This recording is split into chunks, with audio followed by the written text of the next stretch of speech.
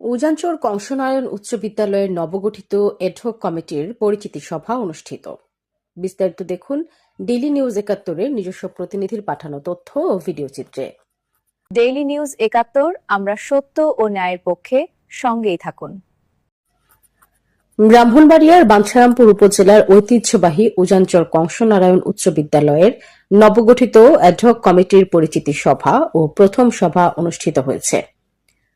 শনিবার ১১ জুলাই সকাল ১১টায় বিদ্যালয়ের প্রধান শিক্ষকের কার্যালয়ে অনুষ্ঠিত সভায় প্রধান অতিথি হিসেবে বক্তব্য দেন নবগঠিত এডহক কমিটির সভাপতি আবু মুসা ভুইয়া। অনুষ্ঠানে এডহক কমিটির অভিভাবক সদস্য মোহাম্মদ আল আমিনও উপস্থিত ছিলেন।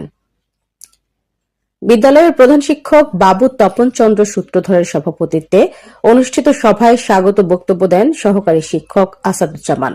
সভা সঞ্চালনা করেন সহকারী শিক্ষক দীপঙ্কর চন্দ্র রায়। প্রধান অতিথি আবু মুসা ভুইয়া বলেন, শিক্ষক, শিক্ষার্থী, অভিভাবক ও এলাকাবাসীর সম্মিলিত প্রচেষ্টায় উজানচর কংসনারায়ণ উচ্চ বিদ্যালয়কে শিক্ষার মনোন্নয়নের মাধ্যমে আরও এগিয়ে নেওয়া হবে। বিদ্যালয়ের বিদ্যমান সমস্যা চিহ্নিত করে পর্যায়ক্রমে সমাধানের উদ্যোগ গ্রহণ করা হবে। শিক্ষার সুষ্ঠু পরিবেশ নিশ্চিত করতে সকলের সহযোগিতা প্রয়োজন। বিশেষ অতিথি ও অ্যাডহক কমিটির অভিভাবক সদস্য মোহাম্মদ আল আমিন বলেন, একটি শিক্ষা প্রতিষ্ঠানের উন্নয়ন শুধু কমিটির একার পক্ষে সম্ভব নয়। শিক্ষক, শিক্ষার্থী, অভিভাবক ও এলাকাবাসীর সম্মিলিত প্রচেষ্টায় বিদ্যালয়কে একটি আদর্শ শিক্ষা প্রতিষ্ঠানে পরিণত করা সম্ভব। আমরা শিক্ষার মনোন্নয়ন, শৃঙ্খলা, শিক্ষার্থীদের নিয়মিত উপস্থিতি এবং বিদ্যালয়ের অবকাঠামোগত উন্নয়নে আন্তরিকভাবে কাজ করব। এ কাজে সকলের আন্তরিক সহযোগিতা ও পরামর্শ কামনা করছি। এ সময় বক্তব্য দেন উজানচর ইউনিয়ন বিএনপির সভাপতি ও সাবেক সদস্য আব্দুল হামিদ, প্রফেসর মুফতি কামাল উদ্দিন ভূঁইয়া, মোহাম্মদ নাসির উদ্দিন মুন্সি এবং বিদ্যালয়ের সহকারী শিক্ষক গাজী আব্দুল হাই।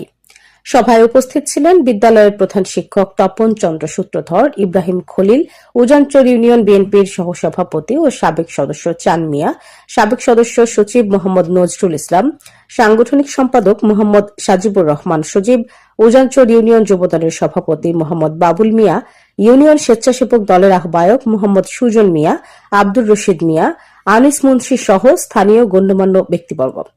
বক্তারা বিদ্যালয়ের সার্বিক উন্নয়ন, শিক্ষার মানোন্নয়ন এবং নবগঠিত এডহক কমিটির সফলতা কামনা করেন।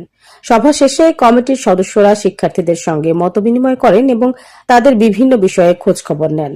উল্লেখ্য, গত ৫ জুলাই বিদ্যালয়ের জন্য ৪ সদস্য বিশিষ্ট একটি এডহক কমিটি অনুমোদন করা হয়। এতে আবু মুসা ভুইয়া সভাপতি এবং মোহাম্মদ আল আমিন অভিভাবক সদস্য হিসেবে মনোনীত হন।